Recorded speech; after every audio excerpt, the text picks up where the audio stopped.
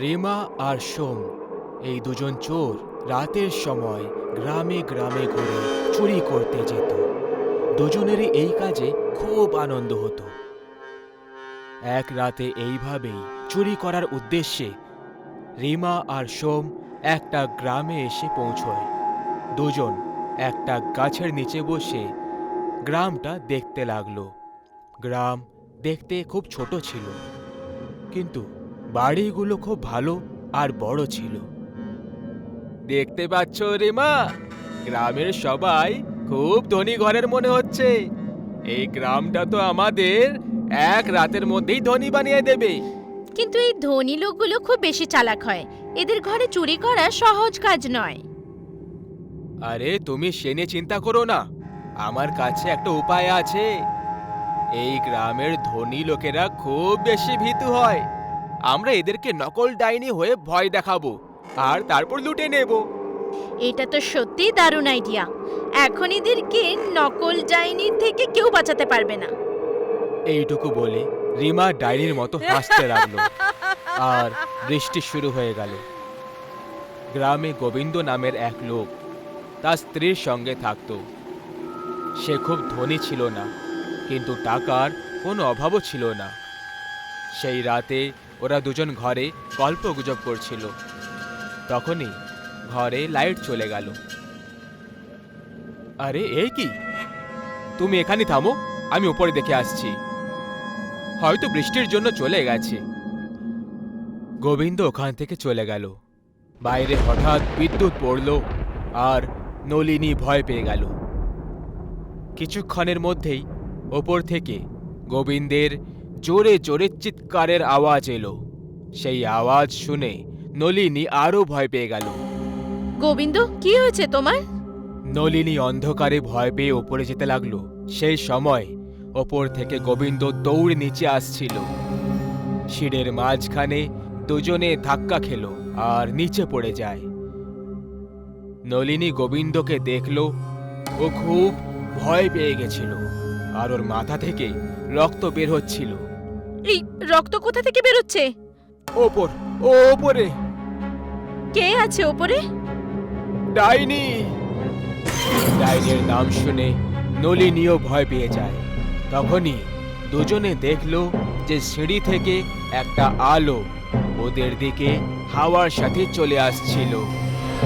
দুজন ভয় পেয়ে পালালো আর ঘরের বাইরে যাওয়ার চেষ্টা করতে লাগলো, কিন্তু ঘরের দরজা বাইরে থেকে বন্ধ ছিল।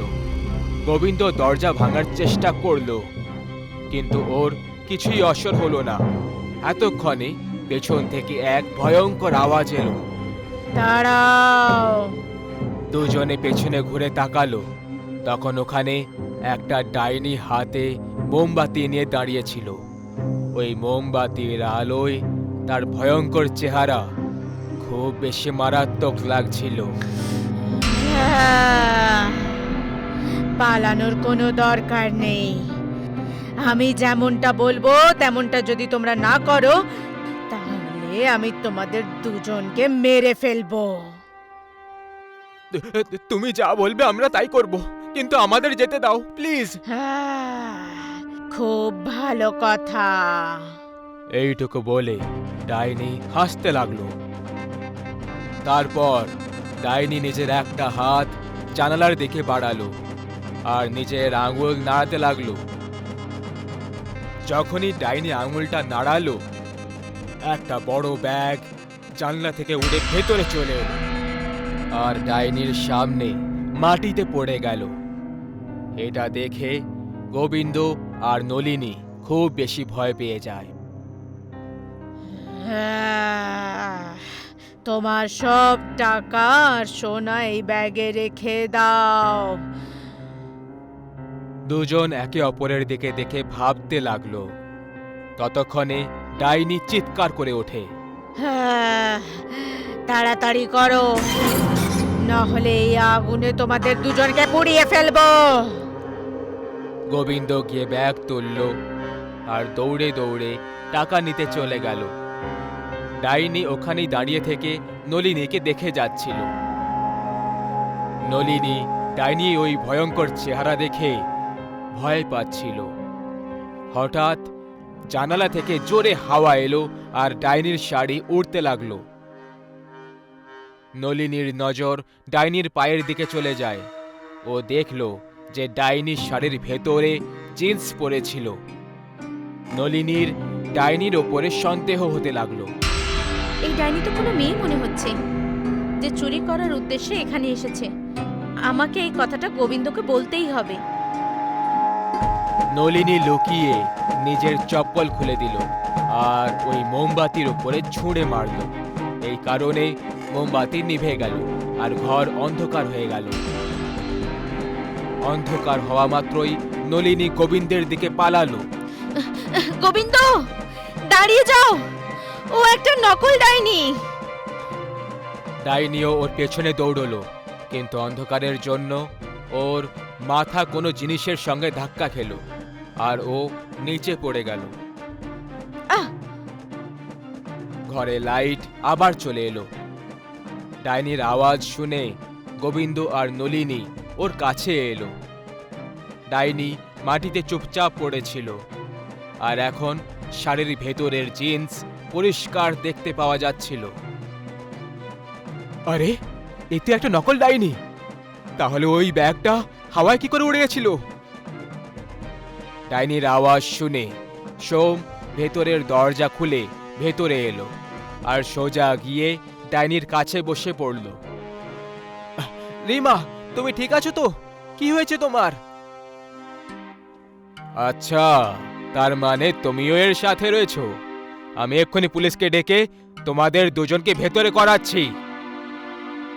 যখন গোবিন্দ ফোনের দিকে এগোলো, বাইরে খুব জোরে বাজ পড়ল আর ডাইনি গোবিন্দের পা ধরে ফেলল। গোবিন্দ হঠাৎ করে অবাক হয়ে পড়ে। ডাইনির শরীর আস্তে আস্তে হাওয়ায় উড়তে লাগলো। এটা দেখে নলিনী আর গোবিন্দের সাথে সাথে সোমও ভয় পেয়ে গেল, কারণ ও জানতো যে শাড়ির ভেতরে তো রিমা ছিল। আরে, এসব কি হচ্ছে? এ তো একটা সাধারণ মেয়ে ছিল যে নকল ডাইনি হয়ে এসেছিল। রিমা! ডাইনি হাওয়ার উপর দাঁড়িয়ে পড়ল। কোনো রিমা নেই এখানে। ওই টাকার ব্যাগ আমায় দিয়ে দাও, নইলে আমি তোমাদের সবাইকে মেরে ফেলবো। গোবিন্দ ভয় পেয়ে বলল, আমি দেব না। নলিনী, এটা নিশ্চয়ই এদের কোনো নতুন ফন্দি। কি বললি? ডাইনি রাগের চোটে গোবিন্দকে হাওয়ায় চাকিয়ে নেয় আর দেওয়ালে ছুঁড়ে দেয়। ডাইনি ওই ব্যাগটা তুলে নিল আর বাইরে আকাশে উধাও হয়ে গেল। সোম দৌড়ে দৌড়ে বাইরে এলো আর ডাইনির দিকে দেখতে লাগলো। সোম নিজের চোখে বিশ্বাস করতে পারছিল না, কারণ ওর বন্ধু যে নকল ডাইনি সেজেছিল, ও এখন আসল ডাইনির রূপ নিয়ে মানুষদেরকে মারছিল। ওই দুর্ঘটনার পরে গ্রামে ডাইনির কারণে অনেক লোকেদের মৃত্যু হয়ে যায়, কারণ সবাই তার জিন্স দেখে তাকে নকল ডাইনি ভেবে তাকে টাকা দিতে বারণ করে দিত। বিনোদ, রিয়া, অমিত আর দুর্গা একসাথে কলেজে পড়তো। এই চারজনের মধ্যে খুবই গাঢ় বন্ধুত্ব, আর চারজন সব সময় একই সাথে থাকে। পুরো কলেজে এই চারজনের বন্ধুত্বের বিষয়ে খুব চর্চা হয়। কিছুদিনের মধ্যেই অ্যানুয়াল ফাংশন হতে চলেছে। এইবারও তো আমরা ধামাল করে দেব। মনে আছে আগেরবারে আমরা কত মজা করেছিলাম? ফেস্টের আয়োজন করা, বন্ধুদের সঙ্গে কলেজে ঘোরা আর ভোরে ভোরে নিজেদের ফটোস তোলা। অ্যানুয়াল ফেস্ট প্রতিবারেই অনেক স্মৃতিকে সামনে নিয়ে আসে। চারজন পুরো জোশের সঙ্গে অ্যানুয়াল ফেস্টের আয়োজন করতে লেগে পড়ে। কিন্তু এইবার অ্যানুয়াল ফেস্ট তাদের কলেজে না হয়ে অন্য একটা শহরে ঠিক করা হয়েছিল, যে কারণে সবাইকে কলেজের পক্ষ থেকে অন্য শহরে সঙ্গে নিয়ে যাওয়া হলো। বাহ, কি সুন্দর কলেজটা! আমি আজ পর্যন্ত এত বড় কলেজ কখনো দেখিনি। মানে দারুণ মজা হবে। হ্যাঁ, ঠিক বলেছো তুমি। এখানের সব প্রতিযোগিতায় আমাদের কলেজই জিতবে। চারজন ওই কলেজেই রয়ে যায় আর চারজন নিজেদের পারফরমেন্সের তৈরি শুরু করে দিল। চারজন মিলে একটা ড্রামা পারফর্ম করছিল, যে কারণে তাদের পরের দিন থেকে প্র্যাকটিস করার জন্য সেখানে যেতে হতো। আরে ভাই, এত বড় এই কলেজটা, আমি বুঝতে পারছি না এখানে ড্রামা রুম কোনটা। চলো কাউকে গিয়ে জিজ্ঞেস করে নিই। এই অমিত আর বিনোদ কোথায় রয়ে গেল? তুমি একদম চিন্তা করো না, ওরাও চলে আসবে। রিয়া আর দুর্গা ড্রামা রুম খোঁজার জন্য চলে যায়, কিন্তু ওরা ওখানে আশেপাশে কোথাও ড্রামা রুম দেখতে পায় না। তখন গিয়ে ওরা একটা ঘরের কাছে গিয়ে দাঁড়িয়ে পড়ে। ওই ঘরের ওপরে ড্রামা রুম লেখা ছিল, কিন্তু ওখানে তালা লাগানো ছিল।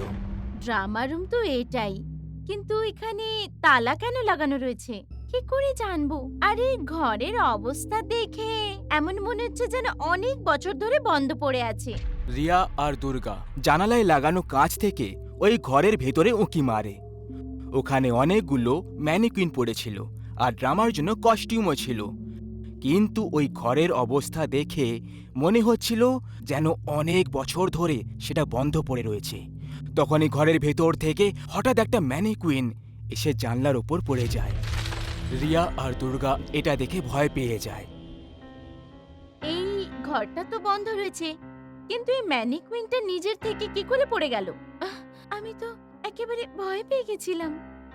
তখনই ওখানে একটা লোক চলে আসে আর রশ্মি সিমরানকে বকাবকি করতে লাগে। তোমরা এখানে কি করছো? তোমরা জানো না যে ড্রামা রুম অনেক বছর ধরে বন্ধ রয়েছে? এখানে আর কোনো ড্রামা প্র্যাকটিস হয় না। আমরা এটা জানতাম না, আমরা এই কলেজে নতুন এসেছি। আপনি কি আমাদের ড্রামা রুমটা কোথায় বলতে পারবেন? ফার্স্ট ফ্লোর, চতুর্থ রুম। আজকের পর আমি তোমাদের এখানে যেন না দেখি। তোমরা জানো না যে এটা কত মারাত্মক হতে পারে। এখানে যখন খুশি চাইছে তাই হতে পারে। আপনি কি বলতে চাইছেন? এই ঘরে একটা অদৃশ্য রহস্য লুকিয়ে রয়েছে, যেটা কেউ কখনো দেখতে পায় না। এই ঘরের কারণে অনেক লোকের প্রাণ চলে গেছে। যদি তোমাদের দুজনের প্রাণ প্রিয় হয়ে থাকে, তাহলে তোমরা এখানে আসার সাহস আর কখনো করবে না। রিয়া আর দুর্গা ওখান থেকে ভয় পেয়ে পালিয়ে যায়, আর ড্রামা রুমে এসে অমিত আর সোহনকে সব কথা খুলে বলে। দুজনেই কথাগুলোকে মিছে ভেবে তাদের মজা ওড়াতে শুরু করে দেয়। তোমরা দুজন না যে কারোর কথা শুনে ভয় পেয়ে যাও। ও কোনো স্টুডেন্ট ছিল যে তোমাদের ভয় দেখানোর জন্য এইসব কথা বলেছিল। হ্যাঁ, আমরা চাই তোমাদের কথাই সত্যি হোক। অমিত আর বিনোদ ড্রামা রুম দেখতে যাওয়ার প্ল্যান করে নিল। রিয়া আর দুর্গা মানা করে দেয়, কিন্তু তা সত্ত্বেও তারা কারোর কথা শুনল না। আর কাউকে কিছু না বলে রাতে ওই ড্রামা রুমে ওরা পৌঁছে যায়, কিন্তু ওখানে তখন কোনো তালাই লাগানো ছিল না। দুজনে ভেতরে গিয়ে দেখল ওখানে অনেকগুলো নাটকের কাপড় আর গয়না রাখা ছিল। এই মেয়েগুলোও না এখানে কোথায় ভূত আছে? মেয়েরা নিজেরাও ভয় পেয়ে যায় আর আমাদেরও ভয় পাইয়ে দেয়। অমিত আর বিনোদ ড্রামা রুমে ঘুরে সব কিছু দেখতে শুরু করলো। তারপর ওদের মনে হলো যে কেউ ওদের পেছন থেকে পার করলো। অমিত ঘুরে সেদিকে দেখল, তখন ওখানে কেউই ছিল না। তখনই একটা ম্যানিকুইন নিজের মাথা নাড়াতে শুরু করে দিল। এই ম্যানিকুইন নিজের থেকে মাথা কি করে নাড়াচ্ছে? হয়তো কোনো ইঁদুর করছে হবে। তখনই ঘরের দরজাটা নিজের থেকে বন্ধ হয়ে যায়, আর ওখানে ঘুঙুরের আওয়াজ শুনতে পাওয়া যেতে লাগলো। হঠাৎ বিদ্যুৎও চলে গেল, আর সব ম্যানিকুইনগুলো নিজের থেকে নড়তে লাগলো। এটা দেখে অমিত আর বিনোদ খুব ভয় পেয়ে যায়, আর ওখান থেকে পালানোর চেষ্টা করতে লাগে, কিন্তু ওখান থেকে পালানোর কোনো রাস্তাই ছিল না। আর এটা আসলে কি হচ্ছে? আমার তো খুব ভয় লাগছে। তখনই ওখানে অমিতের কেউ পা ধরে নিজের সঙ্গে নিয়ে যেতে লাগে। অমিত ভয় পেয়ে যায়, আর ও নিজেকে থামানোর চেষ্টা করতে লাগে, কিন্তু একটা অদৃশ্য শক্তি অমিতকে নিজের দিকে টেনে নিয়ে যাচ্ছিল। হঠাৎ একটা ম্যানিকুইন পায়ে হেঁটে ওখানে চলে আসে, আর অমিতের পা ধরে উল্টো দিকে ঝুলিয়ে দেয়। এটা কি হচ্ছে? আমি নিজের থেকে হাওয়াতে কি করে ঝুলে গেলাম? হঠাৎ অমিতের হাত পা কেউ যেন মুড়ে ভেঙে দিচ্ছে। অমিত যন্ত্রণায় চিৎকার করে মাটিতে পড়ে যায়, আরও ছটপট করতে লাগে। এমন মনে হচ্ছিল যেন কোনো এক অদৃশ্য শক্তি ওর উপর নিজের কবজা করে নিয়েছে। ছটপট করতে করতে অমিতের মৃত্যু হয়ে গেল। অমিত, আরে ভাই, যদি এটা তোমার কোনো মজা হয় তাহলে আমার খুব ভয় লাগছে অমিত। তখনই অমিতের পেছন থেকে এক ভয়ঙ্কর রাক্ষসের মতো দেখতে ম্যানিকুইন দাঁড়িয়ে পড়ে। তার চোখ দুটো চমকাতে শুরু করে দেয় আর গলায় হাত লাগিয়ে ওর গলাটা টিপতে শুরু করে দেয়। বিনোদ কোটটাকে ছাড়ানোর চেষ্টা করতে থাকে, কিন্তু সেটা করতে পারল না। বিনোদ যন্ত্রণায় চিৎকার করতে থাকে, কে তুমি? ছেড়ে দাও আমাকে! অমিত, অমিত কোথায় তুমি? ওই ম্যানিকুইন বিনোদের ঘাড় ধরে মোচড়ে দেয়। বিনোদের চোখ দুটো বাইরে চলে আসে, ওর মুখ থেকে রক্ত বেরিয়ে চলে আসে আর ওর মৃত্যু হয়ে যায়। পরের দিন রিয়া আর দুর্গা বিনোদ আর অমিতের পারফরমেন্সের জন্য অপেক্ষা করছিল। এরা দুজনে রাতের বেলায় ড্রামা রুমে চলে যায়নি তো? আমাদেরকে ওখানে কি দেখতে হবে? রিয়া আর দুর্গা ড্রামা রুমের কাছে চলে যায়, কিন্তু ওখানে তখন তালা ঝোলানো ছিল। দুজনে জানলা দিয়ে ভেতরে উঁকি মারে, কিন্তু ওখানে কিছুই দেখতে পেল না। এখন আমরা পারফর্ম কি করে করব? এভাবে তো আমাদের কলেজ হেরে যাবে। হ্যাঁ, ঠিক বলেছো তুমি। এই দুজনের তো কোনো পাত্তাই নেই। রিয়া আর দুর্গা অমিত আর বিনোদকে অনেক খোঁজার চেষ্টা করতে থাকে, কিন্তু ওদের দুজনকে পাওয়া গেল না। রাত হয়ে গেল, তখনই দুর্গা অমিতের আওয়াজ শুনতে পেয়ে গেল। মেয়েরাও না, কোথায় শুনলে ভূত তুমি? এখানে? অমিতের আওয়াজ শুনতে পেলাম, ও আমাদেরকে ডাকছে। আমি তো কোনো আওয়াজ শুনতে পাইনি। দুর্গা ওই আওয়াজের পেছনে চলে যায়। রিয়াও দুর্গার সঙ্গে সঙ্গে চলে যেতে থাকে। তারা দুজন সেই ড্রামা রুমের কাছে পৌঁছে যায়। এইবারে ড্রামা রুমের তালা আগে থেকেই খোলা ছিল। দুজনে ড্রামা রুমের ভেতরে ঢুকে পড়ল। অমিত, তুমি কোথায়? আমাদেরকে আওয়াজ দাও। আওয়াজ এখান থেকেই আসছিল, কিন্তু এখানে তো কেউই নেই। তখনই ওই ড্রামা রুমের দরজা বন্ধ হয়ে যায়। রিয়া আর দুর্গা ভয় পেয়ে যায়। তখনই ওখানে সব ম্যানিকুইন্সগুলো নড়তে শুরু করে আর হাসতে শুরু করে। এসব কি হচ্ছে দুর্গা? এ তো কোনো অদৃশ্য শক্তি মনে হচ্ছে। দুজনে ওখান থেকে পালানোর চেষ্টা করতে লাগলো, কিন্তু পালানোর কোনো রাস্তাই ছিল না। তখনই ওই ভয়ঙ্কর ম্যানিকুইন রিয়ার কাছে এসে তার মাথা ধরে দেওয়ালে নিয়ে গিয়ে ধাক্কা মেরে দিল। দেওয়ালে মাথা লাগা মাত্রই ভেঙে একেবারে চুরমার হয়ে গেল আর রিয়ার তো হয়ে গেল। রিয়ার শরীর নিচে পড়ে যায় আর ওর মাথা দেওয়ালে চিপকে রয়ে গেল। কি তুমি? আর সবাইকে এত নির্দয়ভাবে কেন মারছো? তখনই কেউ রিয়ার পা ধরে ওকে সঙ্গে নিয়ে যেতে লাগলো আর একটা বড় বাক্সের মধ্যে ওকে পুরে দিয়ে সেটা বন্ধ করে দিল। দুর্গা বাইরে বেরোনোর জন্য চিৎকার করতে লাগলো, কিন্তু কেউ ওর আওয়াজ বাইরে শুনতেই পাচ্ছিল না। ওই বাক্সতে বন্ধ দুর্গার মৃত্যু হয়ে গেল।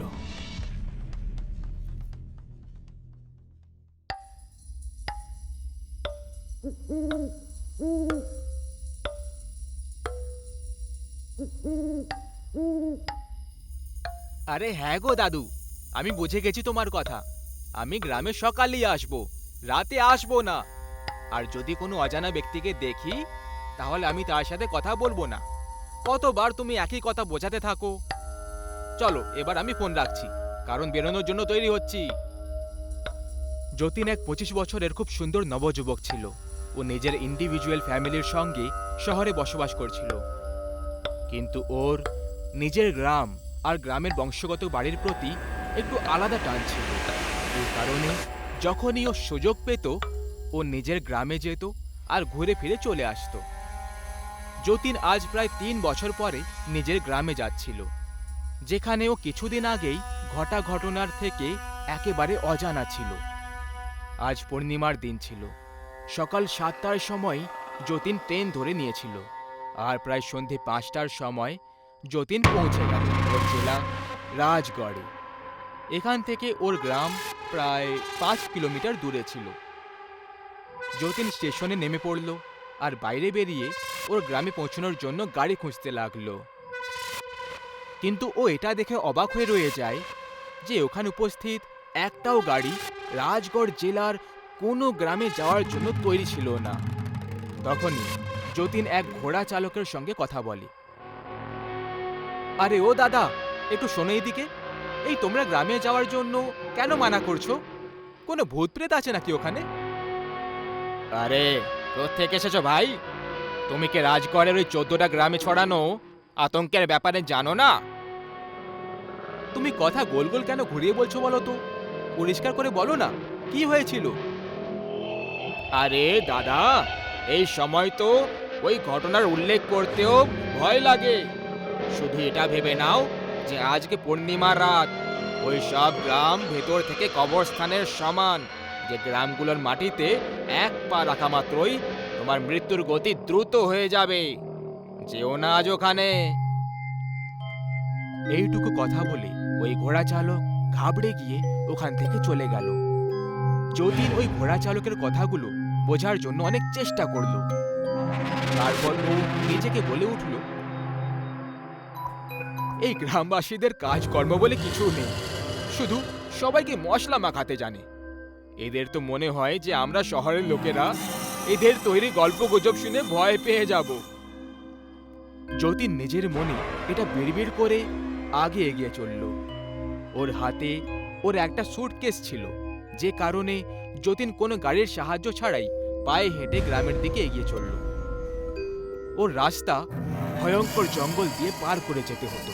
যতীনের শুরুর কিছুটা সময় ভালোভাবেই কেটে গেল। ও সড়ক শেষ করে এখন গ্রামের জঙ্গলে প্রবেশ করছিল। আর তখনই ওর ফোনটা বেজে উঠল। ওহ ম্যান, আবার দাদু কল করছে। যতীন ওর দাদুর কল তুলল। যতীন খোকা, তুমি ঠিকঠাক আছো তো? আজকের রাতটা কোনো হোটেল বা লজে গিয়ে কাটিয়ে নিও। গ্রামে আসার দুঃসাহস একদম করো না, কারণ গ্রামে একটা খুবই মারাত্মক ডাইনি ঘুরে বেড়ায়। সুন্দর ছেলেদেরকে। ওর দাদু এইটুকু কথা বলেছিল, আর যতীনের ফোন ব্যাটারি লো হওয়ার কারণে বন্ধ হয়ে গেল। দাদু কি বলার চেষ্টা করছিল হবে? ঘোড়া চালক আর দাদু দুজনের কথা প্রায় একই ছিল। তাহলে সত্যি কোথাও না না, এখন শুধু একটা জঙ্গলই তো পার করতে হবে, তাড়াতাড়ি চলে যাব। যতীন নিজের গতি দ্রুত করে দিল। কিছুক্ষণ পরে ও একটা তীব্র সুগন্ধ পেল। ও হঠাৎ ওই সুগন্ধের দিকে আকর্ষিত হয়ে গেল আর ওই দিকেই যেতে শুরু করলো। ওটা কোনো সুগন্ধির গন্ধ ছিল, খুব মধুর গন্ধ। যতীন ওই সুগন্ধির গন্ধের দিকে আকর্ষিত হয়ে গেলে ও একটা বিয়ের মণ্ডপের মতো দেখতে লাগা একটা নির্জন পড়ে থাকা মণ্ডপের কাছে গিয়ে থেমে যায়, যেখানে সামনে ওর নববধূর কাপড় পরা একটা মহিলাকে দেখতে পায়। যতীনের সঙ্গে বশীকরণ হয়েছিল, আর এরই কারণে ও বিয়ের মণ্ডপ অবধি চলে এসেছিল। এরপরে যতীন আস্তে আস্তে মণ্ডপের ভেতরে প্রবেশ করে গেল, আর তারপর ওর সামনে দাঁড়ানো মহিলা ওকে বরমালা পরিয়ে দিল। আর এর ঠিক পরে যতীনও ওই মহিলাকে ওই বরমালা পরিয়ে দিল। যতীন নিজের থেকেই বিবাহের সব নিয়মবিধি পালন করতে লাগলো।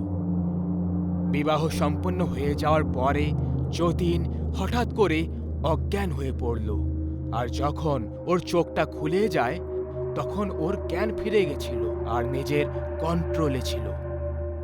ওর পুরো শরীরে একটা ভয়ঙ্কর যন্ত্রণা শুরু হলো। যতীন ওই যন্ত্রণায় ছটপট আর উঠে দাঁড়ানোর চেষ্টা করছিল, কিন্তু এ কি, যতীনের হাত আর পা দুটোই বোনের সঙ্গে বাঁধা হয়েছিল। তখনই ও নিজের সামনে একটা মহিলাকে ঘোমটা দিয়ে আসতে দেখতে পেল। মহিলাকে দেখে যতীন জোরে চিৎকার করতে লাগলো, কে তুমি? আমাকে এইভাবে কেন বেঁধে রেখেছ? তারপর ওই মহিলা নিজের ঘোমটা খুলে দিল। ওর চেহারা দেখে যতীনের পুরো শরীর কাঁপতে শুরু করলো। ওর পোড়া চেহারা নিয়ে একটা ভয়ঙ্কর মহিলা ছিল, যার চোখের তারা দুটো উধাও ছিল, আর পুরো চেহারা থেকে লাল রক্ত ঝরে পড়ছিল। ভয়ঙ্কর দৃশ্য দেখে যতীন কাঁপতে শুরু করে দিল। কে তুমি? আমাকে যেতে দাও, আমাকে ছেড়ে দাও। ওই মহিলা যতীনের কাছে চলে আসে আর তারপর ওকে একটা ভারী আওয়াজে বলল, আমি তোকে বিয়ে করে এখানে নিয়ে এসেছি, কিন্তু আমি জানতে পেরে গেছি যে তুই আমার স্বামী নয়। এই জন্য